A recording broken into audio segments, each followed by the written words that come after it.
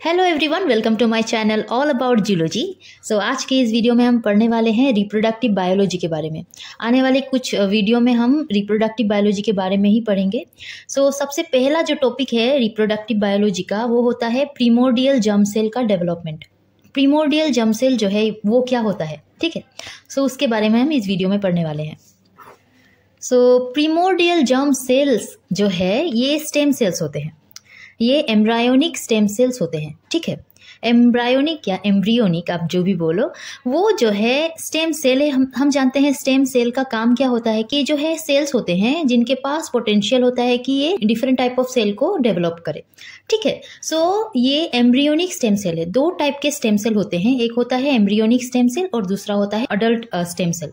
सो ये जो है एम्ब्रियोनिक स्टेम सेल्स होते हैं जो एम्ब्रियो में दिखाई देता है, ठीक है। और ये डेवलप करते हैं गेमेट्स को। गेमेट्स जो है ये एग्स बन सकता है, लाइक फीमेल एम्ब्रियो बन सकता है बाद में आफ्टर डेवलपमेंट, और जो है ये स्पर्म भी बन सकता है लाइक टेस्टिस, जिससे मेल एम्ब्रियो बन सकता है आफ्टर डेवलपमेंट। सो बेसिकली ये गेमेट को क्या करता है, डेवलप करता है। अब ये प्रीमोर्डियल जर्म सेल्स जो है ये कैसे ओरिजिन हुए हैं, ठीक है। फर्स्ट जो है इनको ह्यूमन एम्ब्रियो में देखा गया है। जो थर्ड वीक होता है आफ्टर फर्टिलाइजेशन, जो थर्ड वीक है उसमें जो है ये 100 सेल के क्लस्टर के फॉर्म में प्रेजेंट होते हैं। कहाँ पर प्रेजेंट होते हैं, योक सेक में प्रेजेंट होते हैं, ठीक है। सो आप बोल सकते हो कि प्रीमोर्डियल जर्म सेल्स जो है ये ह्यूमन के एम्ब्रियो में देखा गया था आफ्टर फर्टिलाइजेशन थर्ड वीक में। ये 100 सेल के क्लस्टर के फॉर्म में थे योक सेक के एपिथेलियम में, जो एलांटोइक स्टॉक के पास ही मौजूद होता है, ठीक है। सो मैं आपको पहले डायग्राम दिखाती हूँ। जो यूट्रस होता है उनमें जो योक सेक प्रेजेंट होता है उससे आप लोगों को याद आ जाएगा। सो ये देखिए, ये जो है ये यूट्रस है। फीटस का डेवलपमेंट जो है हम देख सकते हैं। जो यहाँ पर एम्ब्रियो है, ये प्लेसेंटल विली है, ये रहा योक सेक। यहाँ पर जो है प्रीमोर्डियल जर्म सेल का ओरिजिन हुआ है, ठीक है। यहाँ पर एपिथेलियल सेल में, योक सेक के एपिथेलियल सेल में जो है इनको देखा गया है, प्रीमोर्डियल जर्म सेल को देखा गया है। और आफ्टर फर्टिलाइजेशन थर्ड वीक में ये देखा गया है, ये जो है एलांटोइस के पास ही प्रेजेंट होता है। सो हम बोल सकते हैं कि इनका ओरिजिन जो है इस योक सेक में ही हुआ है। अब ये प्रीमोर्डियल जर्म सेल जो है ये एम्ब्रियो के पोस्टेरियर पार्ट में जो है फॉर्म होते हैं। बाद में ये माइग्रेट कर जाते हैं गोनाड के पास या गोनाडिल रीच के पास, और वहां पर ये मल्टीप्लाई होते हैं। सो इसको थोड़ा सा डिटेल में जान लेते हैं। जो 13 to 20 सोमाइट स्टेज होता है एम्ब्रियो में, ये स्टोमाइट होते हैं, हमें पता है, ठीक है। एम्ब्रियो के केस में ये सारे सोमाइट्स होते हैं। 13 to 20 सोमाइट स्टेज में जो है ये प्रीमोर्डियल जर्म सेल का पॉपुलेशन जो है ये माइग्रेट कर जाता है योक सेक से connective tissue of hindgut, then gut mesentery, then वो पास करते हैं किडनी से। उसके बाद वो फाइनली कहाँ पर पहुंचते हैं, जेनिटल रीच के पास। देखिए ये जो है ये एम्ब्रियो है, ठीक है। यहाँ पर ये रहा योक सेक जहाँ पर ये प्रीमोर्डियल जर्म सेल सारे ओरिजिन हुए हैं, और ये जो है एलांटोइस के पास ही मौजूद होता है योक सेक, ठीक है।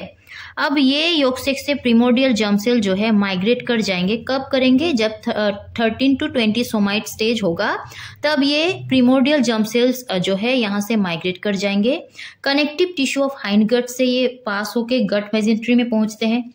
अब ये जो आप ऑरेंज कलर का देख रहे हो, ये आगे जाके क्या फॉर्म करता है, ये सारे गट्स फॉर्म होते हैं, like hind gut, mid gut, जो डाइजेस्टिव सिस्टम है वो सारा जो है फॉर्म होता है। सो यहाँ पर ही कहीं हाइंड गट प्रेजेंट होता है इस तरफ, यहाँ पर मिड गट होगा।